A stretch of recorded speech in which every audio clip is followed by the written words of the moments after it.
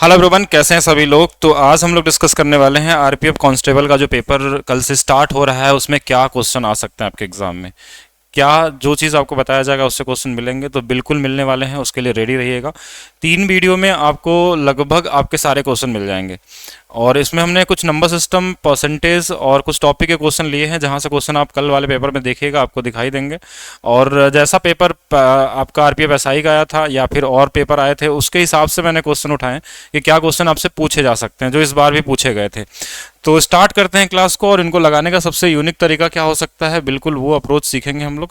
और स्टार्ट करने से पहले मैं बता देता हूं कि मेरा एप्लीकेशन है maths by DP sir official app, जिसमें अभी 75% का ऑफ चल रहा है 2 दिनों के लिए। और इसके लिए कोड है यूट्यूब 75। ये 75% का डिस्काउंट इसलिए दिया गया कि यूट्यूब पे 90 के सब्सक्राइबर होने की वजह से आप लोगों को ये 75% का ऑफ दिया जा रहा है 2 दिनों के लिए। और सभी को धन्यवाद जो इतने सारे लोग एक साथ जुड़े हमारे साथ और इतने कम समय के साथ, और इसको हम लोग और भी आगे बढ़ाएंगे। और स्टार्ट करते हैं क्लास को। पहले तो निम्नलिखित में से कौन सी संख्या 8 से विभाज्य है। तो लास्ट के 3 संख्याओं को नहीं देखना आपको, जैसा सब लोग देखते हैं। आपको कैसे सॉल्व करना है इसको कि अगर हमारे पास विभाज्य नहीं पूछा गया है, अगर हमारे पास 3 संख्याओं में एक हमारे पास ऑड नंबर है तो इसमें 4 घटा के भाग देते हैं, लास्ट के 2 डिजिट में ही भाग देना है। अगर 3 डिजिट में भाग देंगे तो समय ज़्यादा लगता है। तो अगर हमारे पास ऑड नंबर है 7 तो 4 घटा लेंगे, 88 कट गया, ये कट जाएगा। एक इसमें 4 घटा लेंगे, 8 कट जाता है। 5 ऑड नंबर है, 4 घटा लेंगे, कितना आ जाएगा, 48 कट गया। अब 3 कट गए तो चौथा तो आंसर होगा ही होगा। लेकिन इसके अलावा भी समझेंगे कि अगर सम संख्या होता है तो क्या करते हैं हम लोग कि 4 नहीं घटाते हैं, सीधा भाग देते हैं। 12 में कटता है कि नहीं कटता, नहीं कटता, तो ये नहीं कटेगा। तो ऑड इवन बस सीधा नंबर हो सकता है और ये आसानी से चेक कर सकते हैं। इस पे क्वेश्चन आरपीएफ एसआई में पूछा गया था, एएलपी में पूछा गया था और इस बार भी आपको देखने को मिलेगा। 8 नंबर इंपॉर्टेंट है। हमने 9 और 3 इसलिए नहीं लिया क्योंकि वो ईजी है, आ भी सकता है तो उसको आप आसानी से कर सकते हैं। ठीक है, 8 इसलिए लिखा कि जिसमें समय ज्यादा लग सकता है।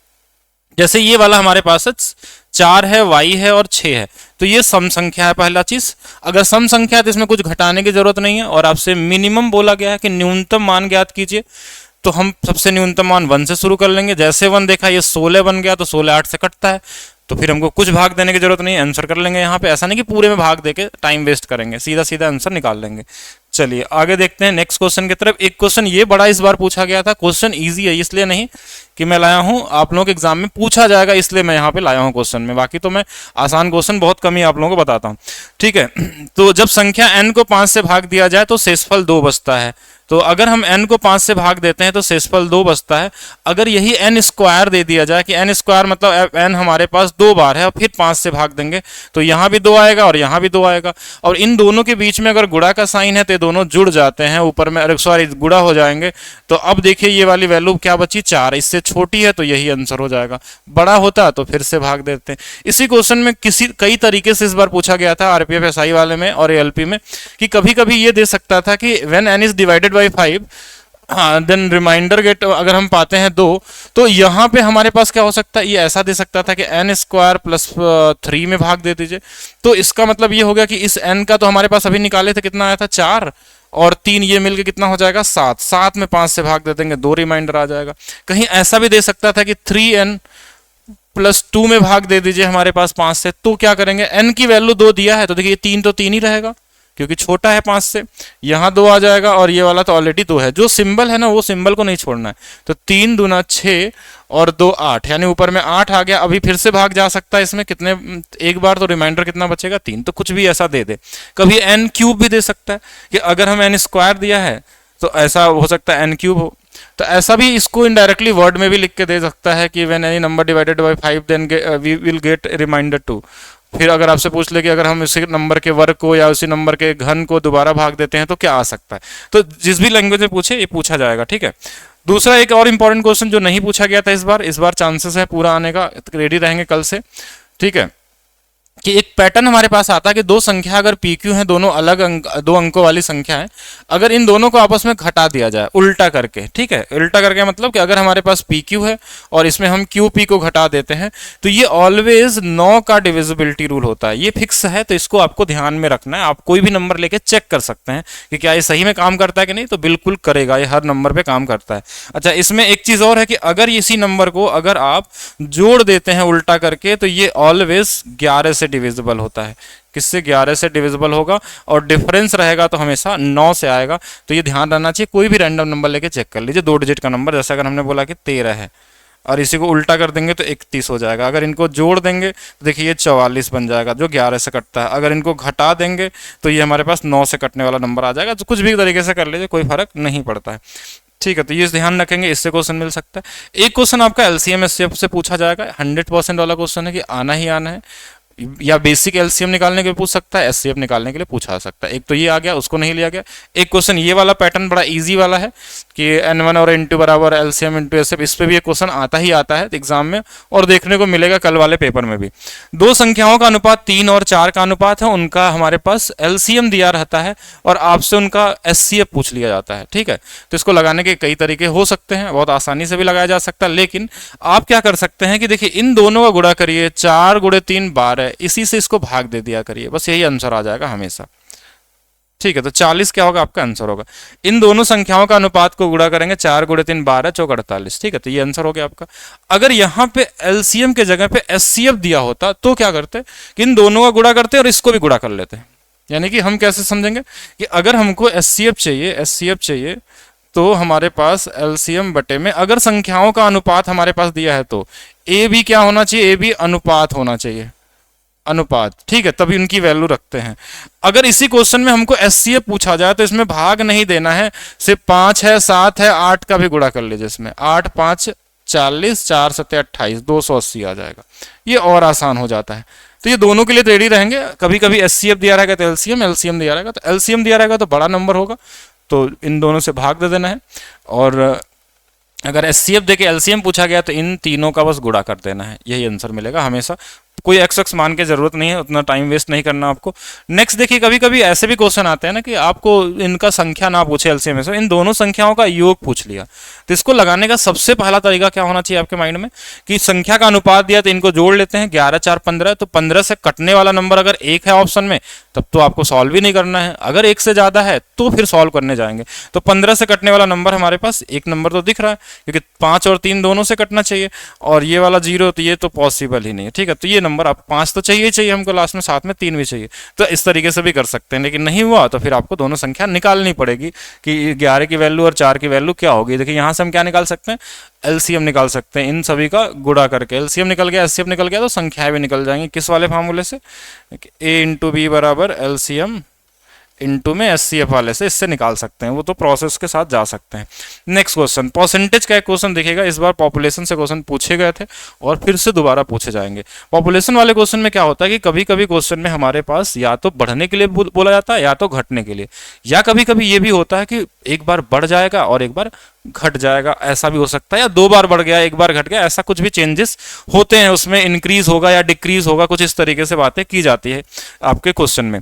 तो ऐसे क्वेश्चनों को कभी भी कैलकुलेशन करने की जरूरत नहीं होती एग्जाम में। अगर आप कैलकुलेशन करेंगे तो ये आपका 2-3 क्वेश्चन और खा जाएगा।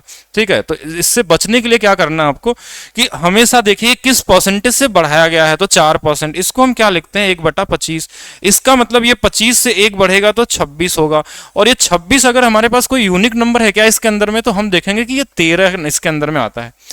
तो 13 और 2 बार है तो 2 बार बढ़ेगा, 13 गुणे में 2, तो फिर से करेंगे। गुणा नहीं करना, गुणा करने में समय वेस्ट नहीं करना, क्योंकि नंबर बढ़ा दिया यहाँ पे, तो इसमें तो समय लगेगा ही लगेगा, कोई भी लगाएगा तो 13 एक ऐसा नंबर आ गया ना जो आपके टाइम को बचा सकता है। 13 एक प्राइम नंबर है, और 13 की डिविजिबिलिटी रूल आपको पता होना चाहिए कि 3 के डिफरेंस को हम घटा सकते हैं। जैसे 3 डिजिट इधर, 3 डिजिट इधर, इनको हमने घटा लिया, उसको हम 13 से भाग दे दिए। और 13 की और भी डिविजिबिलिटी रूल होते हैं, उसको चेक कर सकते हैं।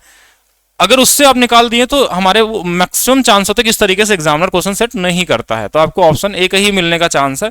बहुत रेयर ही ऐसा चांस है कि वो ऑप्शन भी बनाए और साथ में अप्रॉक्स वैल्यू भी रखें और साथ में 13 से कटने वाला जो लेते, इतना ज्यादा नहीं सोच पाएंगे अभी, ठीक है।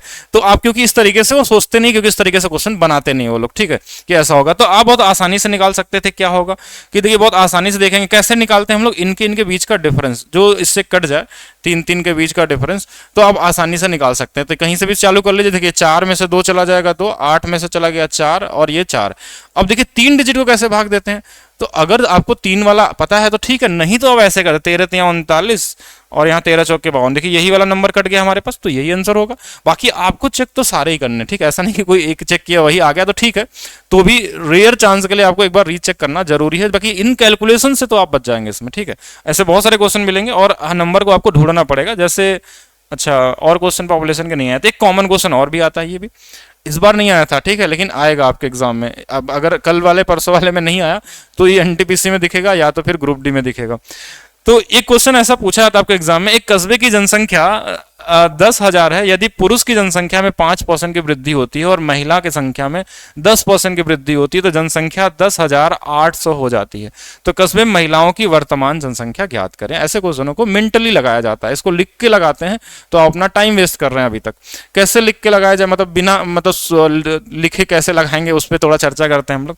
तो आप एक चीज सोचिए यहाँ पे ध्यान से कि जनसंख्या 10,000 थी और 10,800 हो गई, जनसंख्या बढ़ी कितनी, तो आप बोलेंगे 800 बढ़ गई, ठीक है। किस लिए बढ़ी थी, क्योंकि 5% ये बढ़ गया था, 10% ये बढ़ गया था। हम ये मान लेते हैं कि दोनों अगर 5% बढ़े होते हैं, पुरुष भी और महिला भी, क्योंकि महिला ज्यादा बढ़ी है 5%, क्योंकि इनका 5 है इनका 10 है, ये 5% ज्यादा बढ़े हैं। अगर दोनों 5% बढ़े होते तो इस संख्या का 5% कैसे निकालेंगे, 1000 10%, इसका आधा 500, यानी तो जनसंख्या 500 बढ़ती, लेकिन जनसंख्या बढ़ी कितनी है 800, तो 300 कहां से ज्यादा आ गया, ये आपको बस सोचना है कि अगर हम 5% ही बढ़ाते तो जनसंख्या हमारे पास कितनी बढ़ती 500 बढ़ती, लेकिन ये 300 ज्यादा कैसे आ गया, क्योंकि ये महिला लोग जो थी वो 5% ज्यादा थी। तो बस वही आंसर हो गया कि 5% की जो वैल्यू है वो महिलाओं की संख्या होगी, वो कितने के बराबर है 300 के बराबर है। अब ये इससे जितने बार में कट जाए काट लीजिए, देखिए ये 6 बार में, तो अब यहां से हमारे पास क्या होगा 100% भी 6 बार कर लीजिए, 6 मतलब 60 बार कर लीजिए, ये आपका आंसर आ जाएगा, ठीक है। ये इजी है, इजी तरीके से कर सकते हैं, महिलाओं की संख्या आगे। और चलते हैं क्वेश्चन देखते हैं हम लोग। अब देखिए फिर से एक क्वेश्चन दोबारा, अब इसको मेंटली लगाने की कोशिश करिएगा, ठीक है। वो तो हम डायरेक्ट वहां, ये ऐसा नहीं कि इसको लिखने की जरूरत है।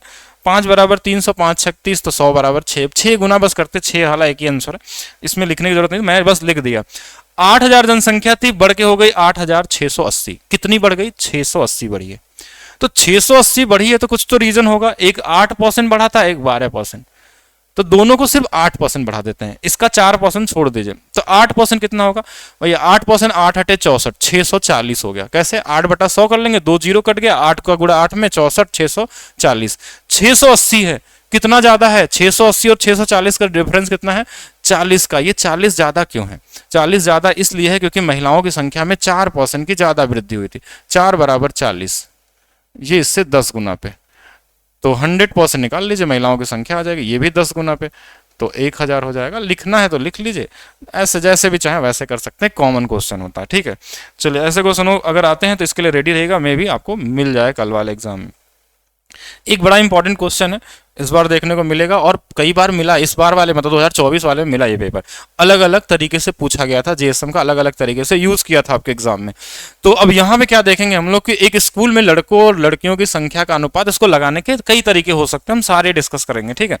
और सबसे पहला तरीका ये सोचेंगे कि अगर हमारे पास क्वेश्चन में क्या बोला है, कॉमन सेंस का तरीका पे आते हैं कि 20% लड़कों को और 25% लड़कियों को छात्रवृत्ति मिलती है, कितने प्रतिशत छात्रों को छात्रवृत्ति नहीं मिलती है। न मिलने का मतलब होगा कि पहले देखते हैं लड़कों में कितने को नहीं मिलती, तो बोलेंगे 80%, लड़कियों में कितने को नहीं मिलेगी, तो ये 75% को नहीं मिलती है। तो इन दोनों का जो औसत आएगा ना, मतलब जिनको अगर मिला के बोला जाए तो हमेशा आंसर इन दोनों के बीच में आएगा। ये लॉजिक तरीका हो गया कि जब भी एलिगेशन आप यूज करते हैं तो जैसे दो लोग, इनको नहीं मिलता इनको नहीं मिलता, तो दोनों लोगों को मिला कितना नहीं मिलेगा 75 और 80 के बीच में, तो ये आंसर गलत हो गया, ये आंसर गलत हो गया, ये आंसर गलत हो गया, एक ही आंसर सही होगा। ये हो गया कॉमन सेंस पे कि अगर ऑप्शन ऐसा बनाया है तो कर लेंगे, नहीं बना है, क्योंकि ये तो लॉजिकल चीज़ है, इसको सोचना पड़ेगा, प्रैक्टिस करते करते आता है। बहुत सारी वीडियो मैंने बनाई, आप चेक करिएगा, उसमें इस तरीके की बहुत सारी चीज़ें दी गई हैं आपको। अगर उससे पढ़ेंगे तो आपको सोचने की क्षमता बढ़ती जाएगी, चेक करेंगे तो अपने आप धीरे धीरे ही होता है। अगर आप 10 12 15 वीडियो देखेंगे तो आपको हर क्वेश्चन में लगने लगेगा। जैसे कोई पहली बार देखेगा तो उसको क्या कमेंट करेगा कि अगर ऑप्शन नहीं आया तो क्या करेंगे, तो फिर उसको और वीडियो देखनी चाहिए, क्योंकि बहुत सारी चीज़ें बताई जाती हैं। अगर आपसे एक वीडियो से या एक रील से अगर आप सोचें कि सारे क्वेश्चन बन जाए तो नहीं, तो उसके पीछे बहुत सारी चीज़ें होती हैं, आपको समझना पड़ेगा। दूसरा तरीका ये होगा कि अगर हमारे पास 3 और 2 का अनुपात है, 3 2 बराबर 5 हो गया। आप किसी भी तरीके से कर लीजिए। 3 वाले की वैल्यू कितनी दी थी कि 80% था, और 2 वाले की वैल्यू 75 था, 5 वाले की वैल्यू निकालनी होती दोनों का। तो इसमें हम जेएसएम का यूज कर सकते हैं। जो छोटी वाली वैल्यू जैसे 75 है तो 75 से बड़ा आंसर आएगा, तो आप बोलेंगे इससे कितना ज्यादा है, तो बोलेंगे 5। कितने लोग हैं, 5 दिया, 15 लोग हैं इसमें। ये कितने लोगों में बटेगा, 5 लोगों में, बांट दीजिए इसको। ये जेएसएम वाला तरीका भी लगा सकते हैं, जूनियर सेटिस्फेक्शन मेथड वाला। तो ये 78% ऐसे आ जाएगा। किसी को इससे नहीं लगाना है तो एलिगेशन से लगा लेगा कि इसमें 80% है, इससे भी लगा सकते हैं, 20% है, 25% है, दोनों के बीच में कितना आएगा, तो मिलने वाला आ जाएगा। 3 2 का अनुपात है, 3 2 का अनुपात इनका 5 है, इसमें इसको जोड़ दीजिए, 22% आ जाएगा। मतलब 22% ऐसे लोग हैं जिनको छात्रवृत्ति मिलती है। तो न मिलने वाले कितने, 78%। ऐसे भी लगा सकते थे एलिगेशन से। और भी तरीका बताएं तो 5 5 और बन जाएंगे, लेकिन टाइम वेस्ट नहीं करते हैं, आगे चलते हैं। एक बड़ा फेवरेट क्वेश्चन है रेलवे एग्जाम का, लगभग 30 से 40 बार पूछा जा चुका है, और मैं कई बार बताया भी हूँ अलग अलग वीडियो में, लेकिन अभी एग्जाम है तो इसको ध्यान रखिएगा, स्पेशली कांस्टेबल के हिसाब से, कि ए को बी के वेतन से 20% कम है। ये कम या ज्यादा तुलना करने वाला क्वेश्चन आपके एग्जाम में देखने को मिलेगा कि ए का वेतन जो है बी के वेतन से 20% कम है, तो बी का वेतन ए के वेतन से कितने % अधिक होगा। तो ये बड़ा इजी, अगर 20 है तो कम है तो आंसर ऊपर वाला 25 हो जाएगा। आंसर कितना हो जाएगा, 25 हो जाएगा।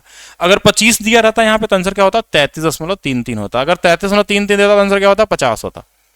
16 सही 2/3 देता तो 20 होता है। 14.28 देता तो 16 सही 2/3 हो जाता है। कैसे, इस वाले सीरीज को ध्यान रखना आपको। अगर इस सीरीज में मिल जाए तो कि 100, 50, 33.33, 25%, 20%, 16 सही 2/3%, 14 सही 2/7, 12 से 1/2, 11.1, मतलब इस तरीके से इसमें से कोई भी डेटा दे देगा एक सीरीज में। जैसे ये क्या होता है 1, 1/2, 1/3, 1/4, मतलब अगर ये चीज आपको पता है तो इसमें सीरीज में आप निकाल देंगे। जैसे अगर हमने बोला कि 50% से कम हुआ तो आंसर इसके ऊपर वाला। अगर हमने बोला 12.5% से कम हुआ तो आंसर इसके ऊपर वाला। अगर हमने बोला 11.11 से कम हुआ तो आंसर क्या होगा, 12.5%। और ये सीरीज लगभग सभी बच्चे याद करते हैं परसेंटेज पढ़ते समय। अगर उनको याद करते हैं तो उनको यूज कर सकते हैं। लेकिन एक क्वेश्चन और यहाँ उठ सकता है कि अगर ये इस सीरीज के बाहर का कोई नंबर दे दे कि 20 के जगह पे 40 दे दे तो क्या होगा, ये हो सकता है, आप पूछ सकते हैं। तो उस केस में आपको एक चीज का ध्यान देना, परमानेंट सोल्यूशन। कोई भी चीज अगर n/d से बढ़ती है तो घटती कितने से, n/n+d से। अच्छा, ये दोनों के लिए लागू होगा। ये सेम क्वेश्चन में जो अप्रोच है ये सभी के लिए लागू हो सकता है। जैसे कि अगर हम बोलें कि 50% से वृद्धि हुई, क्योंकि यहाँ कमी हुई तो वृद्धि भी तो हो सकती थी, तो अगर यहाँ 50% से बढ़ा है तो आंसर उसके नीचे वाला होगा। अगर क्वेश्चन में बढ़ा हुआ लिखा है तो आंसर नीचे वाला, अगर कम लिखा हुआ तो आंसर ऊपर वाला। और ये दोनों चीज से अगर बाहर क्वेश्चन पूछ लिया तो इसको लगाइए। जैसे 20% को हम क्या लिखते हैं फ्रैक्शन में, 1/5। तो इधर वाली वैल्यू दिया, एरो इधर है तो इधर वाली वैल्यू दिया 1/5। तो n की वैल्यू हमारे पास 1 है तो 1 रख देंगे। जैसे n की वैल्यू 1 है तो यहाँ भी 1 रहेगा। अच्छा, n+d मिला के 5 है तो इसमें 1 तो है या 4 होगा तो इसकी वैल्यू 4 आ जाएगी। 1/4 की वैल्यू कितनी होती है, 25%। ये याद रहेगा तो आप सब कुछ कर सकते हैं। इधर वाला दिया होगा तो इधर, इधर वाला दिया होगा तो इधर की वैल्यू निकाल सकते हैं। ये जो सभी में एप्लीकेबल होगा। सपोज करिए ऐसे दे देता कि 40% से वृद्धि हुई है, इस बार वृद्धि दे देता तो आंसर क्या होता, 2/5 से अगर बढ़ा है तो घटे कितना से 2, और नीचे में n+d 7, 2/7, 1/7 14, यानी कि 28.56% से ये घट जाएगा। ऐसे कर सकते हैं, 28 से 4/7%। ठीक है, तो इनको तैयार रहेंगे, इसके लिए क्वेश्चन मिल जाएगा, ज्यादा नहीं डाला गया। एक क्वेश्चन टाइम एंड वर्क का देखिएगा, ये बड़ा इंपॉर्टेंट क्वेश्चन है, कई बार पूछा जा चुका है कि ए और बी मिलकर कार्य को 6 दिनों में करते हैं और ए अकेला 9 दिनों में करता है। तो बेसिक देखिए, क्वेश्चन तो बेसिक है कि एलसीएम से भी कर सकते हैं इसको, लेकिन अगर 2 लोगों को मिलकर काम दिया हो और एक उसमें से किसी एक अकेले का दिया हो और तीसरे वाले का पूछ ले, तो हमेशा क्वेश्चन में इन दोनों का गुणा कर लेंगे और भाग दे देंगे इनके अंतर से। ठीक है, इन दोनों को गुणा कर लेंगे और भाग दे देंगे अंतर से। अंतर कितना है, 3 का है। तो चलिए 3 दूना 6 और 9 दूना 18, ये आपका आंसर हो जाएगा। बस इतना ही करना है, ठीक है, और ज़्यादा इसमें सोचना नहीं है, बाकी चीज़ें और है। एक और इंपॉर्टेंट क्वेश्चन जहां आपके एग्जाम में पूछा जाने की पूरी संभावना है, ऐसे क्वेश्चनों को टाइम में समय कैसे कम लगा सकते हैं, कैसे बचा सकते हैं, ये चीज़ मैं आपको बताता हूँ। कि अगर इसमें हमारा मेन टारगेट होता है, जैसे यहाँ पे और कई तरीके से सोचा जा सकता है, लेकिन मैं एक तरीका बता रहा हूँ जो हर एक क्वेश्चन में अप्लीकेबल होगा। कि तीन पुरुष पुरुष पुरुष वाले का पहले सोचिएगा, देखिए पुरुष कहाँ है, एक पुरुष यहाँ पे दिख रहा है, एक पुरुष यहाँ पे दिख रहा है। तो यहाँ 8 दिन था तो 8 गुणे 3 24, और यहाँ 2 था तो 10 दूना 20, 20 इधर 24 इधर, इन दोनों के बीच का डिफरेंस 4 पुरुष, ऐसे लिख लेंगे। महिला देखिए यहाँ पे है, महिला यहाँ पे है, 8 था, 8 दूना 16 और 10 गुणे 3 10, देखिए दिन के साथ गुणा करते हैं, 10 गुणे 3 30, 8 दूना 16, इनके बीच का अंतर कितना आ गया 14, 16 ही था ना, तो 14 ही होगा, 14 वोमेन होंगे। अब यहां से अनुपात निकाल लेंगे और कुछ नहीं करना है। तो मैन एंड वोमेन का अनुपात आ गया 7 और 2 का, ये उल्टा हो जाता है, इधर वाला इधर। अब अगला टारगेट होता है कि टोटल वर्क कैसे निकाला जाए, किसी में भी रख दीजिए, जो भी आपको लाइन मिल जाए, पहले वाले दूसरे वाले लाइन में। मैन की क्षमता 7 है, 7 रख दीजिए। महिला कितनी है, 2 है, रख लीजिए। 7 गुणे 3 21, 2 दूना 4, 21 और है तो जुड़ जाएगा, देखिए 4 और 21 25, और कितने थे 25 गुणे 8 200, ये 200 आ गया। अब पूछा जाएगा क्वेश्चन में किससे काम करवाना है, 2 पुरुष से। एक पुरुष की क्षमता कितनी है 7, तो 7 दूना 14। एक महिला की क्षमता कितनी है 2, तो चलिए 7 दूना 14 और 2 हमारे पास कितना आ जाएगा 16, 16 से भाग दे देना है, तो 12.5 आ गया। तो ये सबसे इजी क्वेश्चन है, मेंटली लगाया जा सकता है, मतलब प्रोसेस सारा वही किया गया है जो आप करते हैं, बस इसको माइंड मैपिंग में अगर आप करते हैं तो क्वेश्चन का पहले तो आपका माइंड को लगता है कि ये इजी है, अगर आप मेंटली सोचते हैं तो, क्योंकि आप जब लिख के करते हैं ना, तो कई लाइन बनता है तो वो आपको लगने लगता है कि ये क्वेश्चन में बड़ा सा सोल्यूशन है, ऐसा कुछ है, तो सारा कुछ तो माइंड का ही गेम होता है।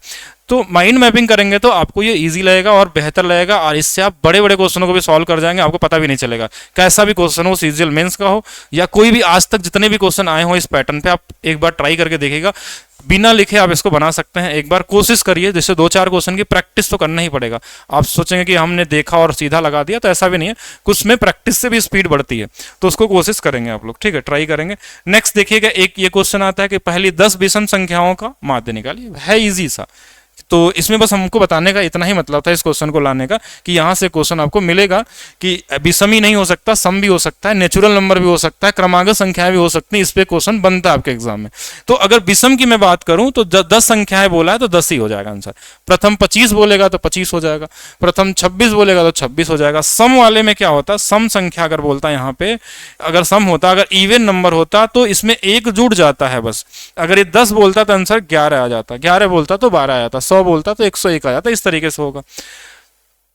दूसरे अलावा इसमें गुणनखंड वाला भी पूछ लेता है, जैसे कि 13 के मल्टीप्लिकेशन में जा रहा है, या फिर क्रमागत संख्या है। क्रमागत संख्याओं में एक चीज का ध्यान रखिएगा कि क्रमागत संख्या जैसे 3 है, 4 है, 5 है, और तो अगर इसमें बोला जाए कि हमारा औसत क्या होगा, तो हम दोनों तरफ से बस काट देते हैं, बीच वाला जो बचता है वही औसत होगा। अब बोलेंगे अगर ये दोनों तरफ से काट देंगे कुछ बचेगा नहीं तो क्या होगा, तो बोलेंगे देखिए इधर से काट दिया, इधर से काट दिया, इधर से काट दिया, अब तो कुछ नहीं बचा, तो 4 और 5 के बीच में आंसर कितना आ जाएगा 4.5, आधा उसका निकाल लीजिए औसत। कहीं और ज्यादा आ गया, जैसे कहीं लिखा है 42 है या 43 है, 44 है, 45 है, 46 है और 47 है, बोला इसका क्या होगा, तो इधर से काटिए, इधर से काटिए, इधर से काटिए, ये आंसर हो जाएगा। कहीं ऐसा मिल जाए आपको, डिफरेंस सेम रहना चाहिए, कुछ भी क्रमागत संख्या हो, ठीक है। बाकी सम के लिए एक जुड़ जाता है, विषम के लिए सेम वही होता है हमारे पास। और अगर नेचुरल नंबर की बात करें, जैसे अगर हमारे पास दिया होता है, जैसे 1 से शुरू होकर, तो 1 से शुरू होने वाला 1 2 3 4 अगर ऐसे जाए n तक, तो n+1/2 भी कर सकते हैं, ये भी काम कर सकता है, लेकिन 1 से शुरू होना चाहिए। अगर ये 1 से शुरू नहीं है तो इस 1 के जगह पे वो नंबर भी आना चाहिए, ठीक है। तो ऐसा भी कर सकते हैं, बेसिक जानकारी, इससे क्वेश्चन आपको मिल सकते हैं। एक और क्वेश्चन औसत में पूछा जाता है कि इस बार बहुत सारा क्वेश्चन था, एलपी में भी था, आरपीएफ एसआई में भी था, कि कोई ग्रुप से छोड़ देता है या कोई ग्रुप में शामिल होता है। अच्छा, होता क्या है औसत में कि मान लीजिए कई लोगों के दोस्तों का ग्रुप होता है और उनके सभी के पास मिला के कुछ पैसे होते हैं। अगर कोई ग्रुप से बाहर जा रहा है और उसके पास पैसे ज़्यादा उसके लगे थे ग्रुप में, तो अगर वो जाएगा तो क्या होगा, वो अपना पैसा लेके जाएगा, तो आपका पूरा जो औसत होगा ना कम हो जाएगा। लेकिन एक ऐसा दोस्त आपका ग्रुप से बाहर जाता है जिनके पास पैसे कम थे, जितना औसत था उससे कम था, अगर वो बाहर जाएगा तो उससे फर्क नहीं पड़ेगा, थोड़ा औसत बल्कि बढ़ जाएगा आपका कुछ ना कुछ। लेकिन एक ऐसा भी हो सकता है जो सेम लेके जाए, जितना औसत हो उतना ही पैसा लेके जाए, तो कोई चेंज भी नहीं होगा। तो इसमें देखिए क्या बोला, 14 छात्र थे, औसत वजन 20 किलो था, एक छात्र का को छोड़ दिया और औसत वजन 2 केजी कम हो गया। कम हो गया इसका मतलब समझ रहे हैं कि जो गया है वो वेट ज्यादा लेके गया है या पैसे ज्यादा लेके गया है, मतलब उसका वजन जो होगा वो 20 से तो ज्यादा होगा जितना है। कितना ज्यादा होगा तो बोलेंगे कितना कम हुआ था, 2 केजी। कितने लोगों के लिए, क्योंकि एक तो चला गया तो 13 लोग यहाँ बचे हुए हैं, 14 में से एक तो बाहर हो गया, 13 लोगों में 2-2 केजी कम हुआ, 13 दूना 26 केजी वेट वो ज्यादा लेके चला गया, यानी वो 46 का रहा होगा। इसको ध्यान रखना, ऐसे बेसिक क्वेश्चन भी आते हैं तो इसको माइंड में भी लगा सकते हैं कॉमन तरीके से। एक और क्वेश्चन है जो आपके एग्जाम में पूछा गया आरपीएफ कांस्टेबल में ही प्रीवियस ईयर, एक फार्मूला बेस पे क्वेश्चन है, बहुत कॉमन सा क्वेश्चन। कैसे इस फार्मूले पे होता है a प्लस बी का whole square minus a minus B का होल स्क्वायर बराबर 4ab, ठीक है। और कभी कभी इसको ऐसे भी लिख देता है a प्लस बी का whole square minus a minus B का होल स्क्वायर, नीचे में a भी लिख देगा। अगर नीचे में a भी लिख दिया तो इधर क्या बचेगा, 4 बचेगा। तो मैक्सिमम टाइम ये 4 पे ही सेट होता है क्वेश्चन। बाकी इसमें और भी नंबर पॉसिबल है, अगर एक और मैं लिखना चाहूँ तो इसको भी लिख लीजिए, इस पर भी मिल जाएगा क्वेश्चन आपको। इस बार प्लस वाला भी, अगर इनके बीच में प्लस है तो नीचे में ए स्क्वायर प्लस बी स्क्वायर रहेगा, तो यहाँ पे 2 आता है। तो इन दोनों को ध्यान रखिएगा, अंतर समझ लीजिएगा दोनों में कि इस वाले में प्लस में है, इस वाले में माइनस में है, और इसकी वैल्यू 4 और इसकी वैल्यू कितनी दी गई है, 2 दी गई है। अच्छा और क्या समझना है इसमें, देखिए तो अब देखिए ये वाला है ए बी वाला, तो इसका आंसर 4 आएगा, इसमें सोचना ही नहीं, A plus B A minus B A B, तो इसकी वैल्यू 4। अगर इस पे बनेगा तो ऐसे कर सकते हैं। देखिए एक आरपीएफ कांस्टेबल में पूछा हुआ क्वेश्चन है, नंबर कितना बड़ा हो छोटा नहीं, देखिए ए प्लस बी है, बीच में माइनस है, नीचे में ए बी है, तो आंसर क्या आएगा, 4 आएगा। बस इन दोनों फार्मूलों को ध्यान रखें कि अलजेब्रा का एक बेसिक फार्मूला की शुरुआत है यहाँ पे, ठीक है। बाकी एक चीज और इसमें ध्यान रखना आपको कि अच्छा इसको लगाना बताते हैं, ऐसे सोच लीजिए। पहला चीज तो यही सोच लीजिए कि ये 3 के मल्टीप्लीकेशन में होगा, 3x प्लस वाई पूछा गया, यानी 3 से कटने वाला नंबर आएगा, और 3 से कटने वाला एक ही नंबर दिया तो यही आंसर हो जाएगा। एक तो ये भी सोचा जा सकता है। बाकी सॉल्व करना चाहे तो क्या होता है, अगर x प्लस वाई का मान अगर आपको निकालना है, 3 तो बाद में आएगा, तो अगर जो भी वैल्यू रूट में रहती है, ध्यान रखिएगा जो भी वैल्यू रूट में रहती है, अगर ये दोनों एक दूसरे के रेसिप्रोकल है तो इसका आंसर हमेशा 2a plus B upon a minus B आता है। तो a प्लस बी मतलब देखिए ये क्या हो जाएगा, 2, यहाँ 3 1 4, और यहाँ 3 माइनस 1 2, तो ये इससे कट जाएगा, इसकी वैल्यू 4 आ गई। अब 4 यहाँ रख दीजिए तो 4 गुणे 3 12 आ जाएगा। ये हमेशा फॉलो करेगा, ठीक है, हाँ हमेशा फॉलो करेगा। तो अभी इतना ही रखते हैं, बाकी एक वीडियो और कल हम डालेंगे तो जिसमें आपको और आगे एग्जाम के लिए बता देंगे और चैप्टर से क्या क्या चीज़ें आएगा।